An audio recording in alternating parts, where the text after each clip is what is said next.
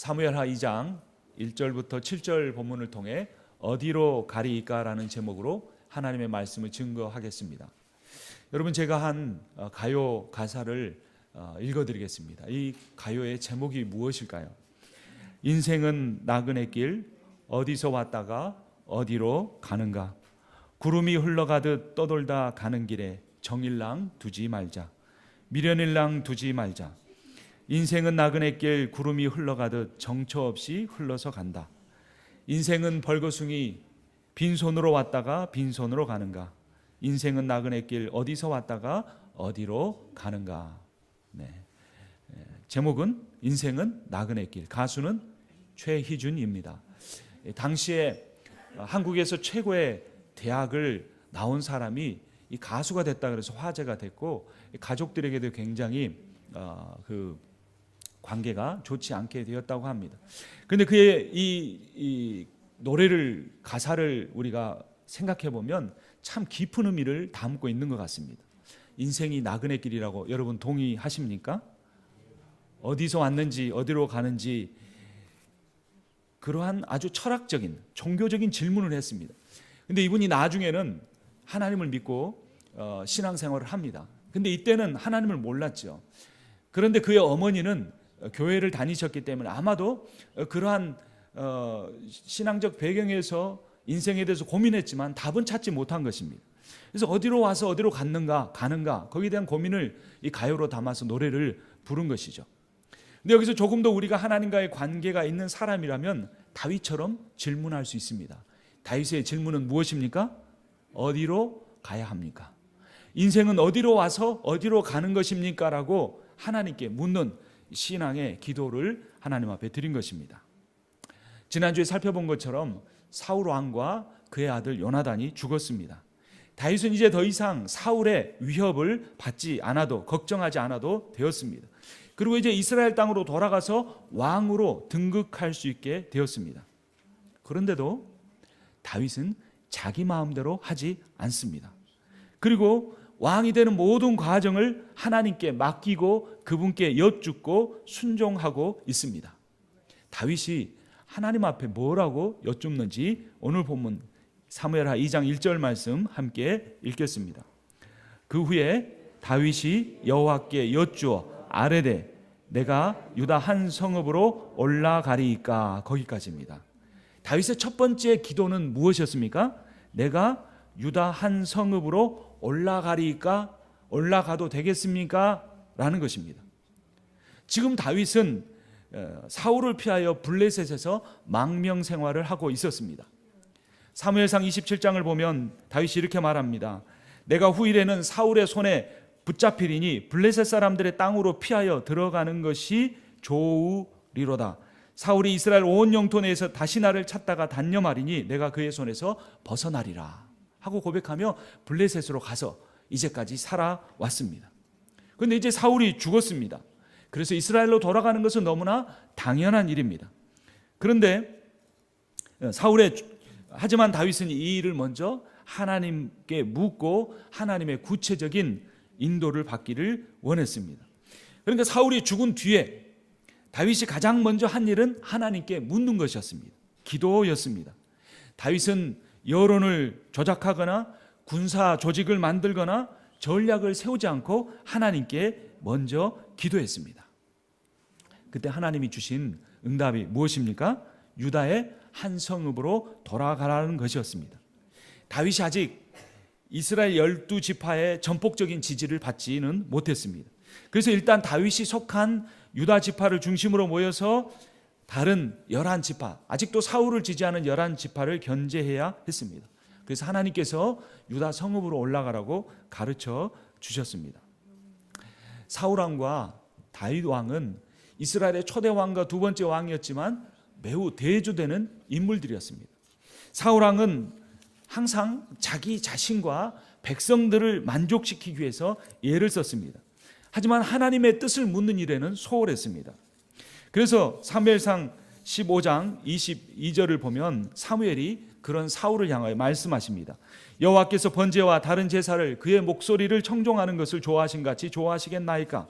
순종이 제사보다 낫고 듣는 것이 순양의 기름보다 낫다고 말씀하셨습니다.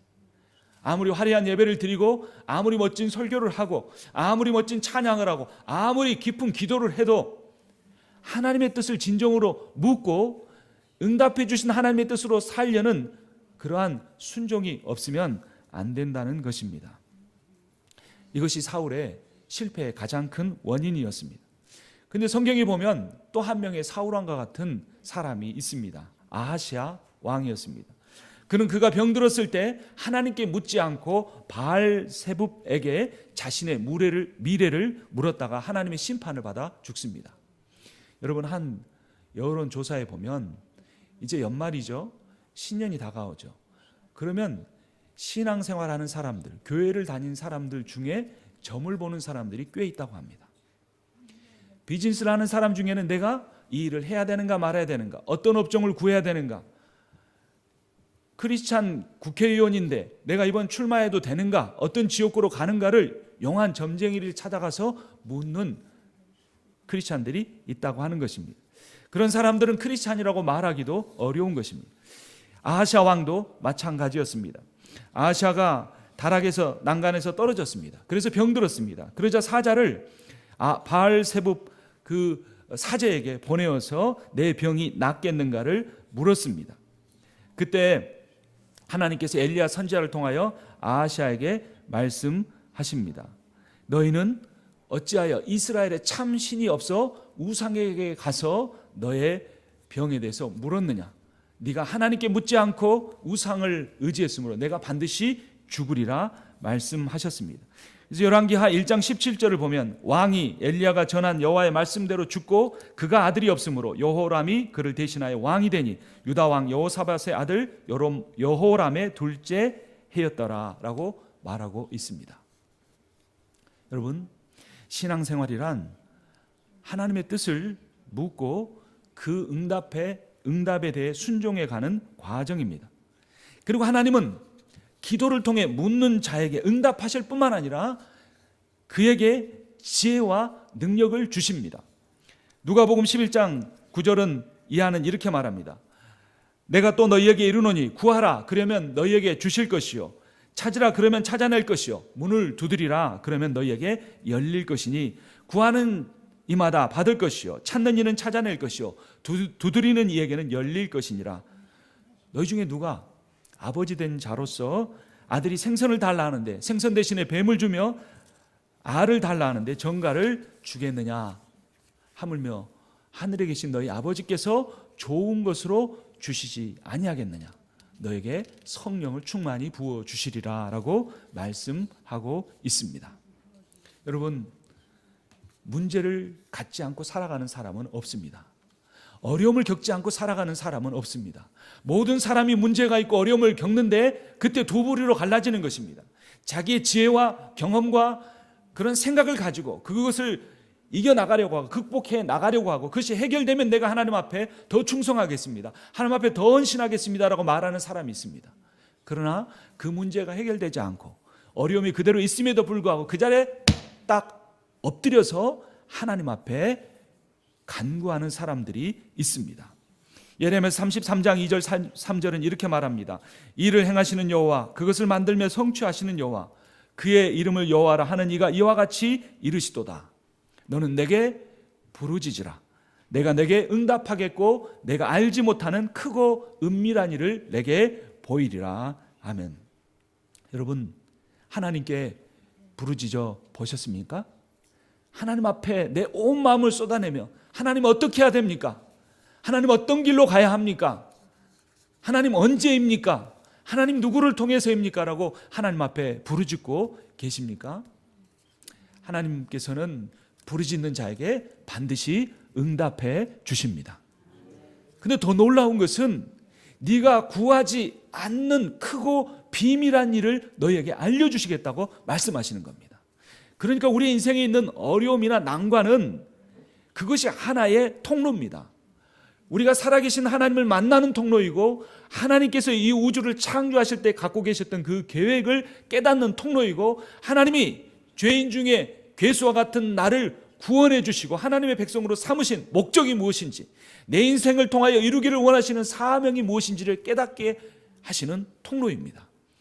그 고난 속에서, 어려움 속에서 하나님 앞에 엎드려져 부르짖을 때 하나님은 우리가 구하지 아니하는 크고 은밀한 일까지 보여주시는 것입니다.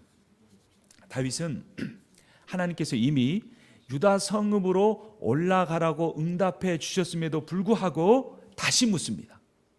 구체적으로 그러면 내가 어떤 성읍으로 올라가야 합니까? 라고 묻는 것입니다. 1절 말씀을 다시 한번 우리 읽겠습니다. 그 후에 다윗이 여호와께 여쭈어 아뢰되 내가 유다 한 성읍으로 올라가리이까? 여호와께서 이르시되, 함께 읽겠습니다. 올라가라. 다윗이 아뢰되 어디로 가리이까? 이르시되 헤브론으로 갈지니라. 아멘. 당시의 헤브론은 시골이었습니다. 아마 우리가 지금 예배 드리고 있는 이 교회가 있는 곳, 이 도시가 어디입니까? 딜스버그죠. 딜스버그는 시골입니까? 도시입니까? 시골이죠. 헤브론도 아주 시골이었어요. 그때 당시에 수도라고 하면, 가장 큰 도시라고 하면 사울이 살았던, 사울의 고향이었던 기브야였습니다. 그러니까 지금 사울이 죽었으니까 인간적으로 생각하면 어디로 올라가야 이 권력을 잡을 수 있겠습니까? 기브야로 가야 하는 것입니다. 근데 다윗은 그곳으로 가고 싶은 생각이 있었는지 없었는지 모르지만 하나님 앞에 구체적으로 어떤 성읍으로 가야 하는지 물었고 하나님은 헤브론을 말씀하십니다. 아직은 11지파가 누구를 왕으로 생각하고 있냐면 죽은 사울을 왕으로 생각하고 있습니다. 다윗은 사무엘을 통해 비밀스럽게 기름 부었지만 일반 백성들은 그것을 알지 못합니다. 과거 한때 골리앗을 넘어뜨리고 몇 번 전쟁에 나가 승리했지만 지금은 도망자요 도피자에 불과하다고 생각하는 사람들이 아직 많았습니다. 그래서 하나님께서는 다윗을 헤브론이라는 시골로 보내고 거기서 7년 동안 거주하게 하면서 이스라엘 백성들의 마음을 조금씩 다윗에게로 옮겨가려게 하는 계획을 갖고 계셨던 것입니다. 다윗은 하나님의 응답에 대해 조금도 이의를 제기하지 않고 이렇게 행동합니다. 2절, 3절을 보겠습니다. 다윗이 그의 두 아내 이스라엘 여인 아히노암과 갈멜 사람 나발의 아내였던 아비가일을 데리고 그리로 올라갈 때 또 자기와 함께한 추종자들과 그들의 가족들을 다윗이 다 데리고 올라가서 헤브론 각 성읍에 살게 하니라. 다윗은 순종했습니다. 여러분, 기도보다 중요한 것은 기도에 응답받은 대로 순종하며 사는 것입니다. 여러분, 구원이 무엇입니까? 내 생명으로 살지 않고 하나님의 생명으로 살겠다고 작정하는 것이 구원입니다. 구원이 무엇입니까? 내 지혜대로 내 계획대로 살지 않고 하나님의 계획대로 하나님의 지혜대로 살겠다고 작정하고 그런 사람이 되는 것이 구원입니다. 그러므로 구원을 이루어가는 과정에서 가장 중요한 것은 내 생각과 내 지혜와 내 생명과 내 능력을 내려놓고 하나님의 것들을 받는 시간인 기도하는 것이 가장 중요한 것입니다.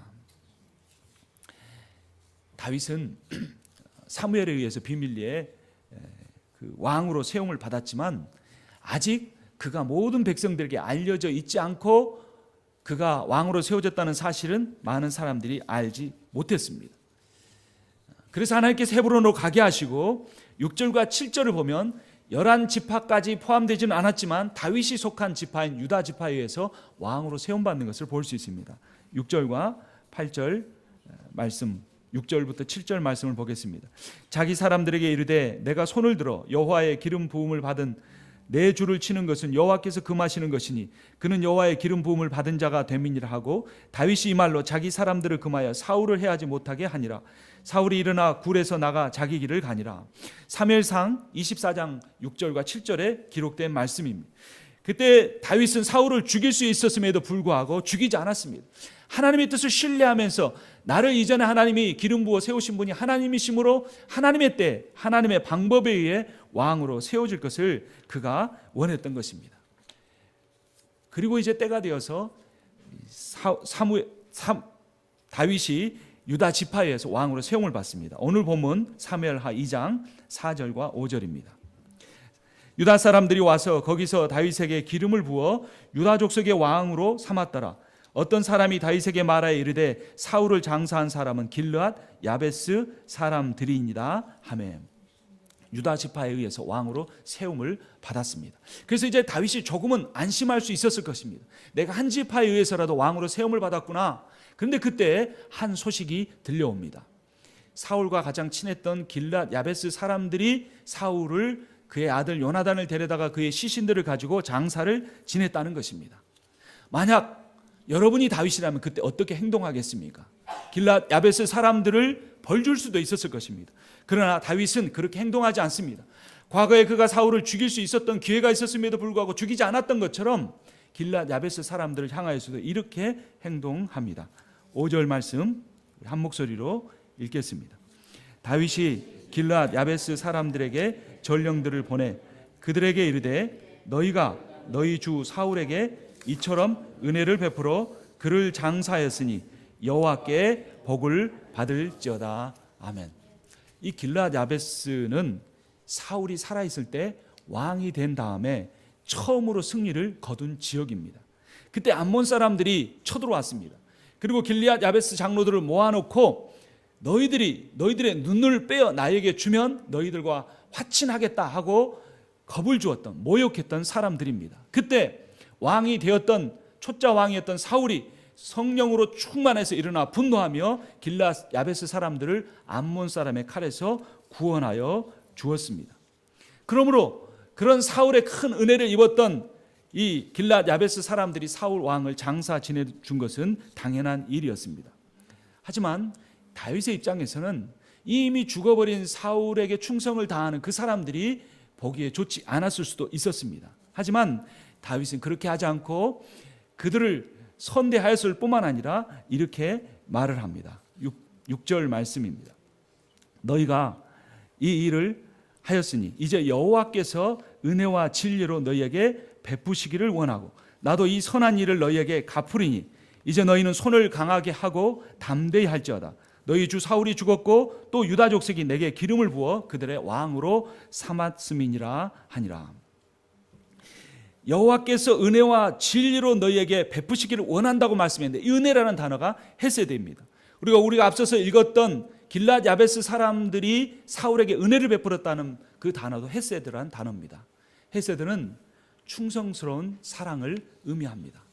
여러분, 하나님께서 우리를 사랑하시는데 우리를 향한 사랑이 어떤 사랑인 줄 아십니까? 헤세드의 사랑입니다. 그 사랑은 변함이 없는 사랑이라는 겁니다. 그 사랑은 상대가 어떤 어려움 가운데 있는지 그가 나에게 어떻게 했는지와 관계없이 내가 그를 사랑하기로 작정했기 때문에 끝까지 포기하지 않는 사랑이 헤세드의 사랑입니다. 길르앗 야베스 사람들이 사울 가문을 향하여 베푼 사랑이 헤세드의 사랑이었고 다윗 왕이 그러한 길르앗 야베스 사람들에게 하나님께서 부어주기를 원한다고 말했던 사랑이 바로 이 헤세드의 사랑입니다. 여러분, 어떤 사람은 신앙생활을 하면서도 하나님 앞에 기도하면서도 마음속에 그런 생각을 가지고 살아갑니다. 내가 하나님의 사랑을 받을 자격이 있을까? 내가 하나님 앞에 얼마나 많은 회개를 드렸는가? 내가 얼마나 많이 다짐을 하고 충성하겠다고 약속을 했는가? 그러나 내 삶을 보면 여전히 죄 가운데 있고 내가 끊지 못하는 죄가 있고 연약한 가운데 살아가 있는 모습을 보면서 나는 하나님의 사랑을 받을 자격이 없다라고 생각할지 모릅니다. 여러분 그러나 그런 생각은 하나님의 성품과 그분의 사랑을 제대로 이해하지 못한 데서 나오는 그러한 잘못된 생각입니다. 하나님의 사랑은 우리가 어떤 자격이 있어서 조건을 갖추어서 베풀어지는 사랑이 아닙니다. 하나님께서 우리를 창조하셨기 때문에 하나님은 우리를 사랑하십니다. 하나님께서 약속하셨기 때문에 언약하셨기 때문에 내가 너를 끝까지 포기하지 않겠노라고 하나님이 그것을 작정하셨기 때문에 끝까지 포기하지 않는 사랑이 바로 헤세드의 사랑인 것입니다.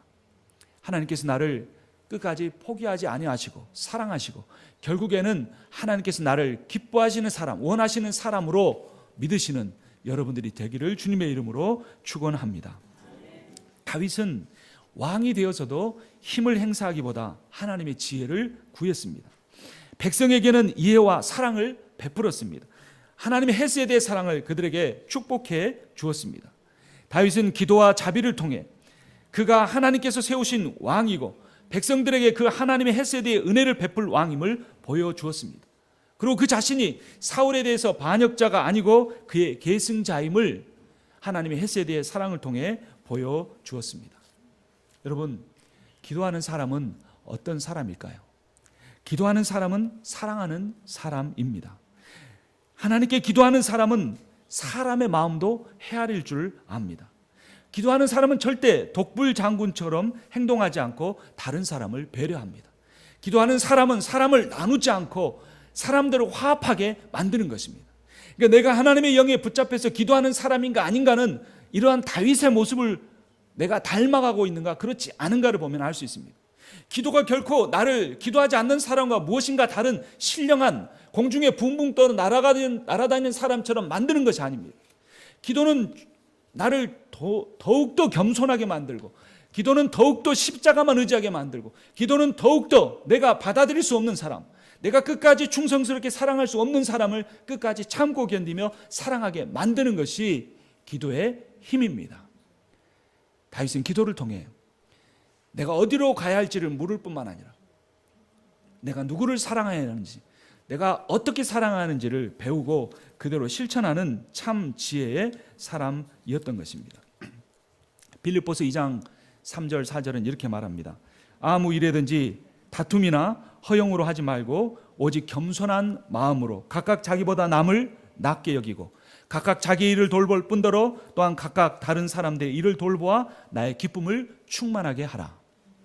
다윗은 자기가 왕이 되는 일에 집착하지 않고 자기를 괴롭게 했던 사울을 장사 지냈던 길앗 야베스 사람들에게 헤세드의 은혜로 축복하는 지혜로운 참 지혜를 하는 지혜를 베푸는 사람이었습니다. 기도하는 사람은 다윗처럼 이렇게 교만하지 않고 겸손한 사람, 빌립보서 2장의 말씀을 실천하는 사람입니다.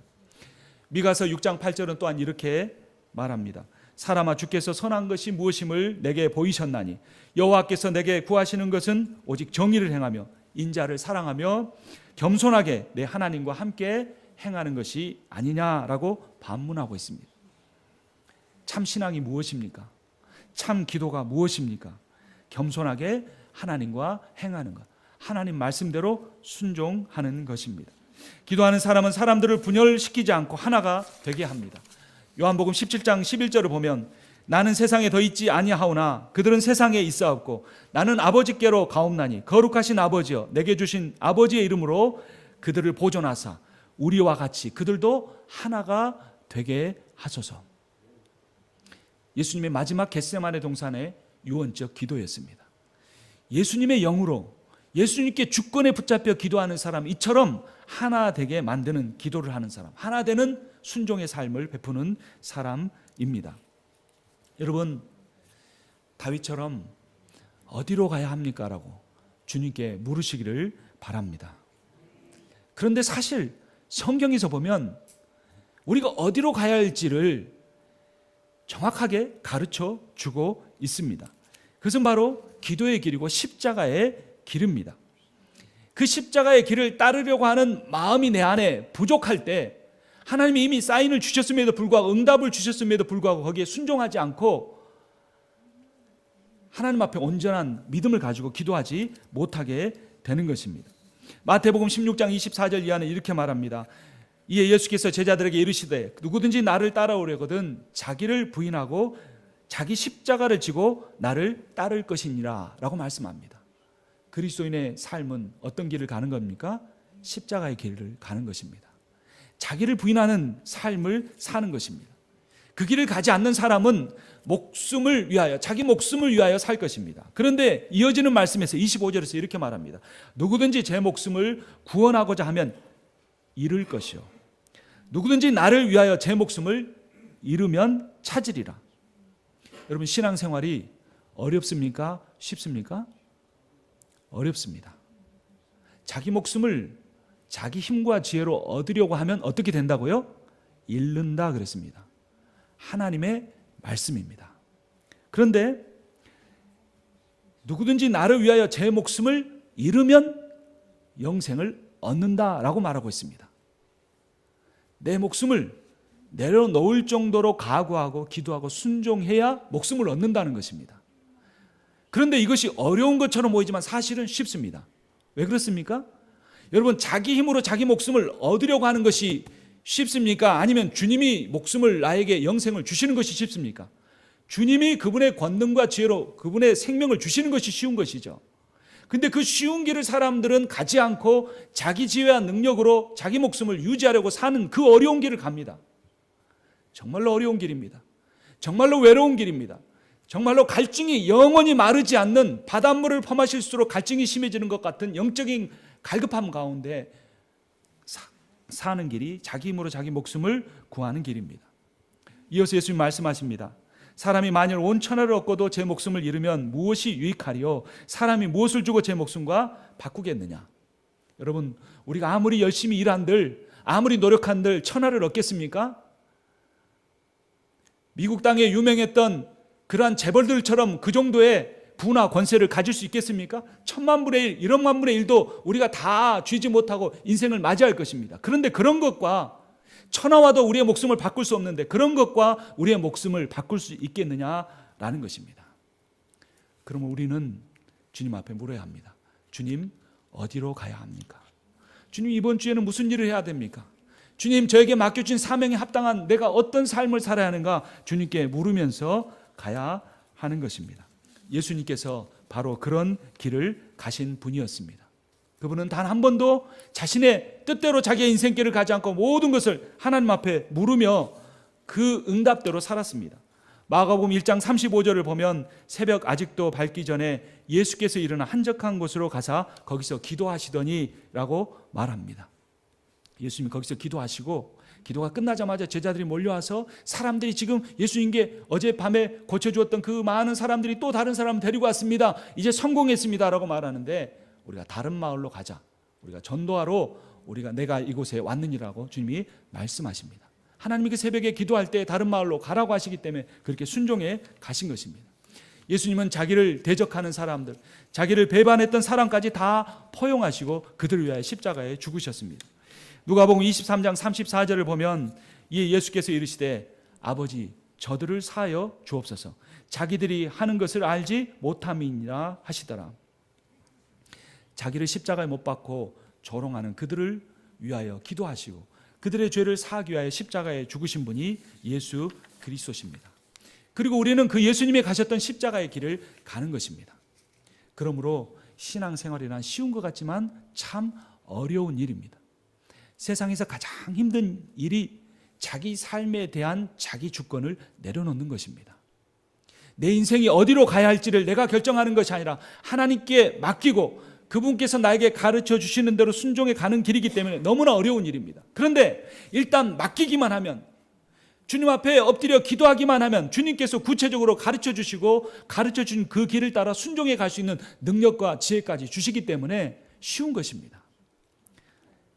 어려운 것은 내 인생에 닥친 경제적인 어려움이나 육체적인 질병이나 인간관계의 갈등이 아니고 내가 내 마음대로, 내 뜻대로, 내가 원하는 대로, 내가 바라는 대로 그 사는 삶의 주권을 내려놓은 것, 그것 한 가지가 딱 어려운 것입니다. 우리의 인생길 어디로 갈지 모르지만 다윗처럼 인간적으로 생각할 때 기회가 왔음에도 불구하고 자기가 생각한 대로 가지 않고 하나님께 물으며 하나님께서 응답해 주시는 대로 가시는 여러분과 제가 되기를 주님의 이름으로 축원합니다. 오늘 마지막 설교를 마치며 우리가 부를 찬송가의 가사를 제가 한번 읽어드리겠습니다. 나는 갈 길 모르니 주여 인도하옵소서. 어디 가야 좋을지 나를 인도하옵소서. 어디 가야 좋을지 나를 인도하옵소서. 아무것도 모르니 나를 가르치소서. 어찌해야 좋을지 나를 가르치소서. 어찌해야 좋을지 나를 가르치소서. 아기같이 어린이 나를 도와주소서. 이러한 찬송의 가사를 자신의 모든 마음을 담아 기도로 드리는 여러분과 제가 되기를 주님의 이름으로 다시 한번 축원합니다. 기도하겠습니다.